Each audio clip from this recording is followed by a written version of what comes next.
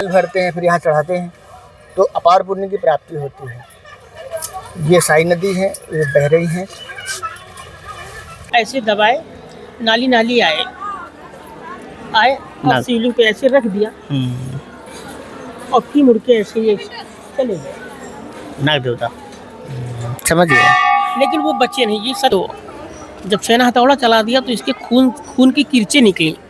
इस रंग में पिचकारी में रंग भर लो तो मार दो शिवलिंग से। हाँ, तो चारों तरफ से खून की पिचकारी निकली, खून की किरचे निकली, तब भी वो नहीं परास्ते हुए।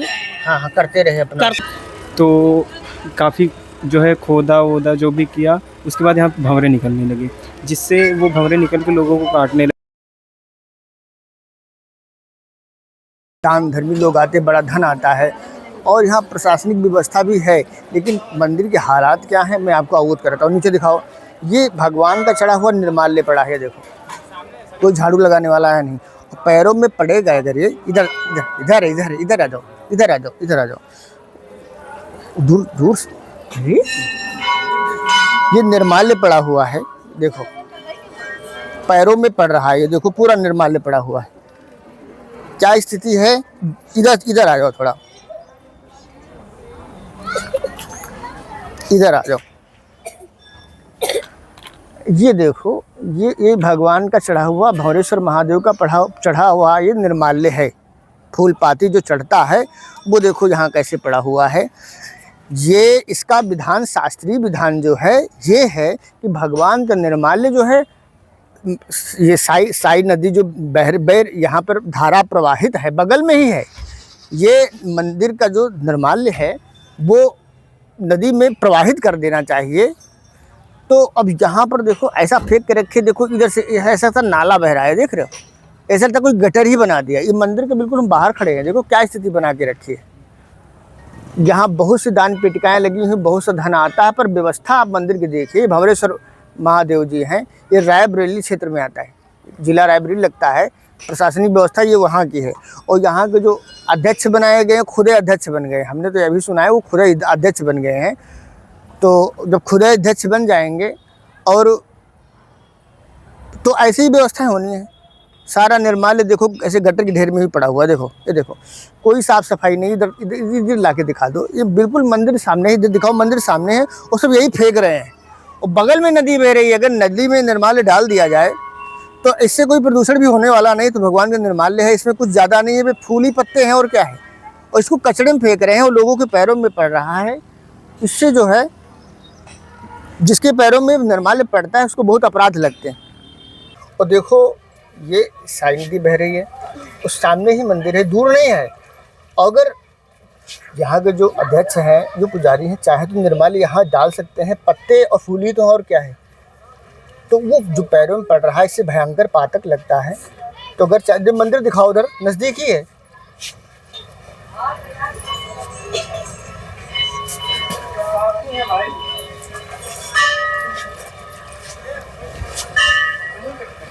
बस करो।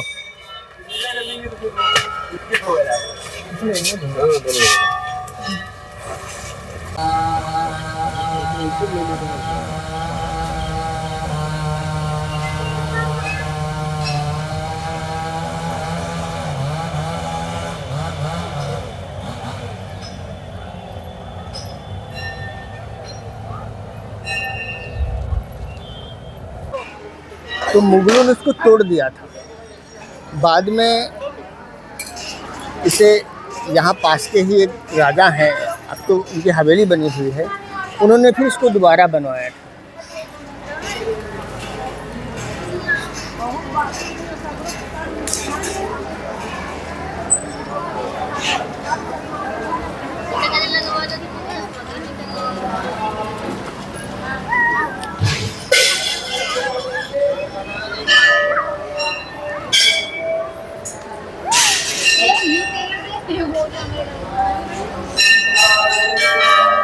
कर डाला था, काफ़ी नीचे गए वो लोग और रस्से से इसको बांध के खींच रहे थे। तो भंवरे निकले और उन भंवरों ने जब उन पर हमला कर दिया तो वो छोड़ के भागे हैं। इसीलिए इनका नाम जो राजा ने जो जीर्णोद्धार कराया है, उन्होंने भंवरेश्वर नाम दिया इनको, भंवरेश्वर महादेव। तो ये शिवलिंग बहुत पुराना है और ये पांडवों के काल का है। आप लोग दर्शन कर रहे हैं। हर हर महादेव, हर हर महादेव, हर हर महादेव, हर हर महादेव, हर हर महादेव, हर हर महादेव, हर हर महादेव।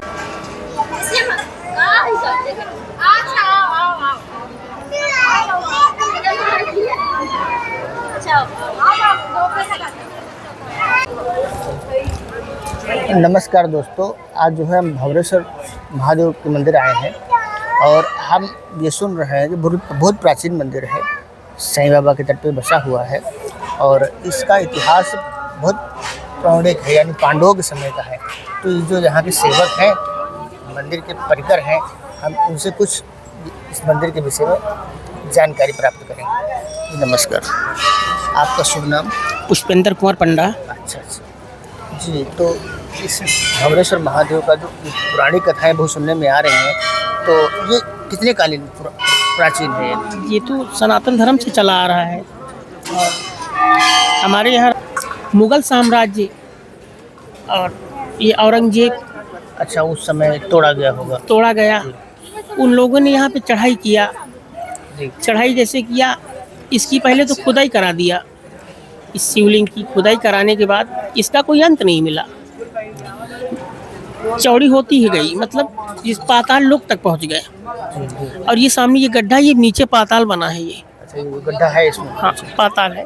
बिजली गिर जाए तो इसकी पत्ती यहाँ से इस पाताल में है। अच्छा अच्छा। तो पाताल लोक तक जब वो खुदाई करा दिया, इसका कोई अंत मिला नहीं।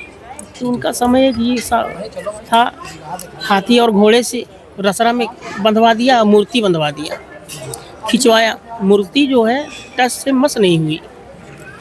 उसके बाद इससे वो परास्त हुए। जब वो परास्त इससे हुए तो इस पे छेना हथौड़ा चलवा दिया। राजा है? नहीं, मुगल साम्राज्य, मुगल साम्राज्य, औरंगजेब, उन लोगों ने।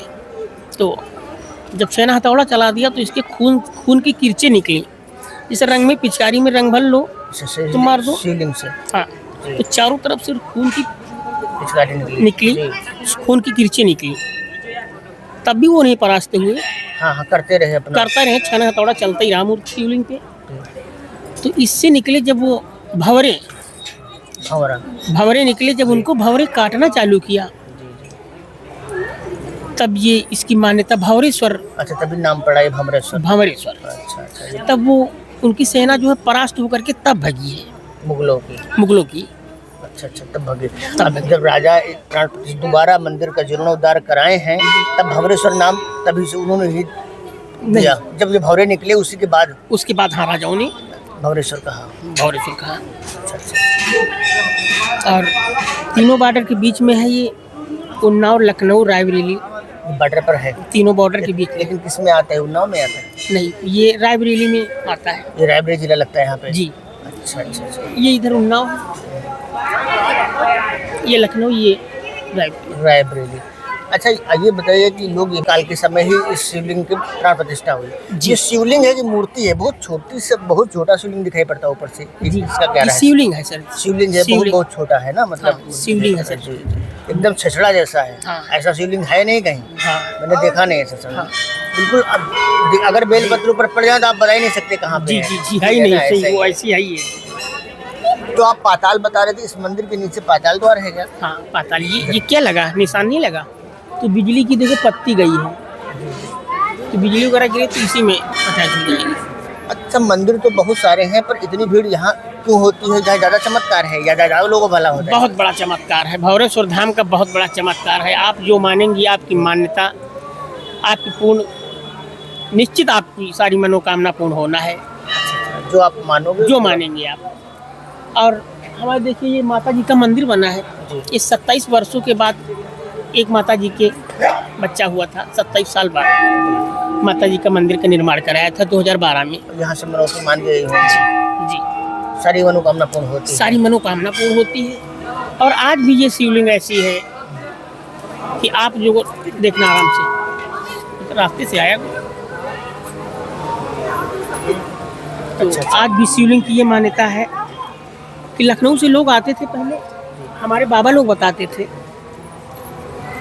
लखनऊ से आ जाएं, इतवार को आ जाएं, सोमवार को दर्शन, इतवार की रात में 12 बजे गेट खुल जाता है, तो हम दर्शन सबसे पहले शिवलिंग पे बेलपत्र पुष्प हम सबसे पहले दर्शन करेंगे। तो ऐसा कभी ये नहीं हुआ नहीं यहाँ पे भवरेश्वर बाबा के दरबार में मूर्ति आपको पूंजी ही मिली। अच्छा, यहाँ भी पूजा हो जाती सुबह ही?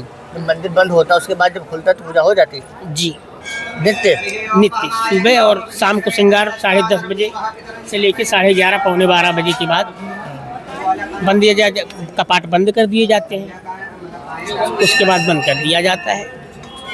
नित्य हो जाती पूजा है, यही चमत्कार है यहाँ का? जी, चमत्कार बहुत बड़ा है सर। अच्छा, और कौन कौन सा चमत्कार है? बहुत, आप जो मनोकामना आप मानेंगे हाँ, पूर्ण हो जाता वो आपकी सारी पूर्ण होगी। और एक से एक प्रांत के लोग यहाँ आते हैं, एक से एक दाता धर्म में। एक दो लोग ऐसे ही कहते थे कि आज हम देखेंगे, हम गेट के पास बैठेंगे, हम देखेंगे कि ऐसा कहाँ है, क्या है, मतलब दर्शन पहले ही मूर्ति क्यों पूंजी हमें मिलती है। लेकिन नहीं माने वो, एक दो लोग देखे उसमें, लेकिन वो एक दो लोग देखे तो बताते हैं कि ये मालूम शिवलिंग के अंदर से जल किया जाता है। हाँ। किसी नाली से एक बेलपत्र और पुष्प ऐसे दबाए, नाली आए और शिवलिंग पे ऐसे रख दिया और फिर मुड़ के ऐसे ये चले गए नाग देवता। समझ गए?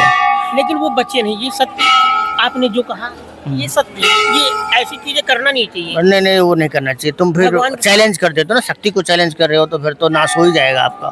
तो उनके साथ ऐसा हुआ। अब हम जो है साई नदी के तट पे खड़े हुए हैं और ये सामने भवरेश्वर महादेव जी हैं।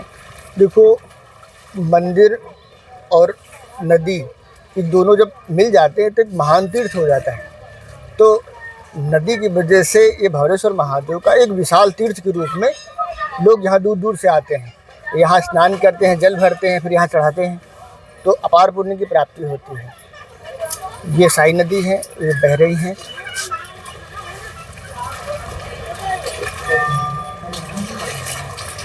एक जो इन्होंने अपने पूर्वजों से सुना है, जो अपने बाबा दादा से सुना है, तो वही बात बताएंगे कि इन्होंने कुछ पढ़ा नहीं है, जो अपने पूर्वजों से इन्होंने सुना वो बातें बताएंगे। तो क्या सुना आपने अपने पूर्वजों से? हमने सुना है कि जो ये मंदिर है, ये पांडवों के जो भीम थे, उन्होंने इस मंदिर जो भी शिवलिंग की है जो स्थापना की थी। तो ये काफ़ी टाइम से जो भी था अपना पुराना था, किसी को नहीं पता था। जो यहाँ के राजा रहते थे उनके यहाँ जो भी गाय चराया रहता था, ठीक है, तो वो जब गाय चरवाने आता था तो उसके बाद यहाँ पे ऐसा होता था कि जो गाय थी वो सुबह मीटिंग में दूध वगैरह देती थी और शाम मीटिंग में नहीं देती थी। तो वो यहाँ आती थी और कैसे क्या दूध जहाँ पे शिवलिंग थी वहाँ पे निकल जाता था, ठीक है। उसके बाद जो है तो जब भी शाम को जाती तो राजा चिंता में थे कि ये हमारी गाय सुबह दूध देती है, शाम को दूध नहीं देती है, फिर ऐसी क्या बात है। तो उन्होंने अपने चरवाहा से कहा कि इस पर नज़र रखी जाए, इसका क्या है जो ये अपना जो भी ये दूध वगैरह मिलती है। तो उसके बाद उससे चरवाहा ने एक दिन इस पर गाय पे नज़र रखा कि ये जाती कहाँ है, इसका दूध कोई निकाल लेता है क्या है। तो एक दिन इस पर नज़र रखी गई है, जिससे ये पता चला कि गाय एक जगह पे जाती है और दूध अपने आप निकल जाता है। तो जब राजा साहब को ये बात पता चली तो उन्होंने उसकी जांच करवाई, जो भी अपना चेक किया कि यहाँ पे क्या है, आखिर कोई माया है क्या है जो यहाँ पे दूध निकल जाता है। तो इसको जब खुदवाया गया तो यहाँ पे ये पता चला, जब खुदवाया गया तो यहाँ पे शिवलिंग की मूर्ति निकली, जिससे खोदते समय इनके जो शिवलिंग है उस पर लग गया फावड़ा या बेलचा जो भी लग गया, जिससे उससे खून निकलने लगा। तो जब खून लगने लगा तो गांव के जो आसपास के लोग, राजा साहब लोग, सब लोग आके घबरा गए और हाथ पैर जोड़ने लगे, जिससे बोले कि हे बाबा हमें क्षमा कीजिए, हमसे गलती हो गई, मुझे नहीं पता यहाँ पे क्या था। तो उससे ये हुआ, फिर लोग अपने अपने घर से जो पहले के ज़माने में जो होता था, जो भी जिससे जो होता था दवा पानी, अब तो लोग घी का फीहा बांधते थे कपड़े में लपेट के। तो उससे जब घी का फीहा जब मूर्ति निकाली गई फिर उस हिसाब से इस मंदिर की स्थापना हुई, जिससे इसका नाम रखा गया सिद्धेश्वर, ठीक। फिर सिद्धेश्वर से फिर ये काफ़ी टाइम से इसका पूजा पाठ चलता रहा लोगों से। फिर कुछ टाइम बाद जब औरंगजेब यहाँ पे आए तो वो देखे कि यहाँ पे पूजा पाठ अच्छा होता है और लोग आते हैं, मानते हैं, हमारा जो है कहना नहीं करते हैं, यहाँ पे आके पूजा करते हैं, जो भी अपना दुख होता है, जो भी समस्या होती है यहाँ पे अपना कहते हैं। पर उनसे नहीं, तो वो चाहते थे कि लोग हमारी गुलामी करें, तो वो तो उसकी वजह से उनको ये देखा नहीं गया, तो वो इस मंदिर को तोड़वाना चाहते थे।